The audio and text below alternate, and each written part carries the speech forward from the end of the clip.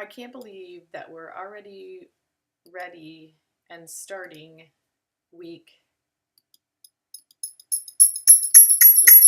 sorry, that we're already starting week 3.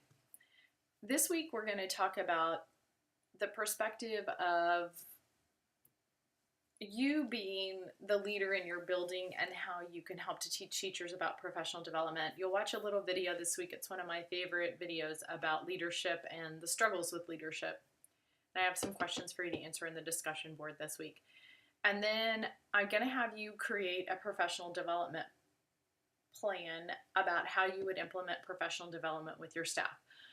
So you decide something that you would like to teach with them. Maybe it's Twitter and how you can use it as a professional learning network. Maybe you're going to teach them actually about the tool that you're using for your research project.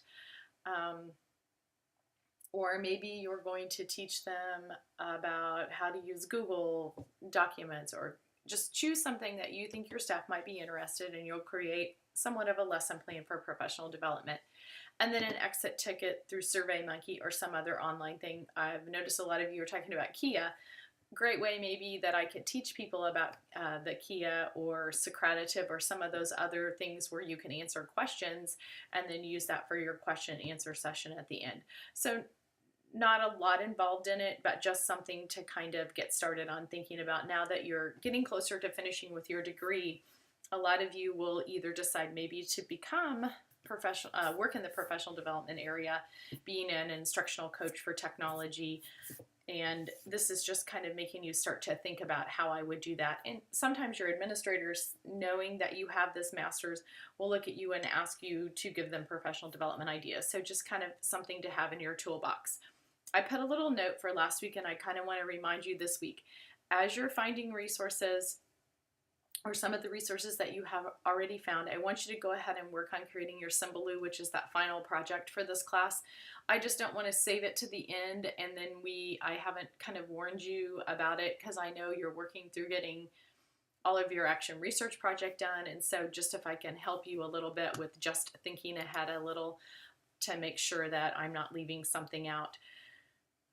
I know that week 4 and week 5, I really focus on research, which would be really nice had I done this at the beginning, but it kind of just fits into this. A lot of you have talked about how students don't know how to research, and so this kind of melds together what you've been doing for your professional learning for research, and then how you can incorporate that into your classroom. So I'll talk a little bit about that. We'll do some more about modeling digital age work and learning, which again, I'm looking this time for you to be more of the leader in your building for this final course. We'll be assessing technology integration, and then again, that final wrap-up project at the end, which will be creating a lesson plan in week 7, kind of a rubric for a technology enhanced lesson. So really talking about how we assess student work as we do technology in the classroom. I know several of you have talked through this past few weeks about how do we assess this, and I'm always asked that question when I do professional development, so having you look at that in week 6. And again, week 5 and 6 are kind of about obstacles to technology integration, creating a professional development, and just some research that goes along with that, research skills for students in the classroom, as well as probably would go for your master's as well. Week 4, the following week, we'll talk about resources for teaching research skills. So online research and stuff for that. So just kind of a heads up about what's coming. Everybody's doing an awesome job. Questions or concerns about your research project, please let me know. I'm happy to help at any time. But otherwise, I am super impressed. I'm loving it. I'm excited to, week 2 projects are due tonight. I'm excited to see how it went with the infographic, one of my favorite tools and things to implement in the classroom. So I'm excited to see what you come up with. So good luck for week 3, and I'll have a video for you next week.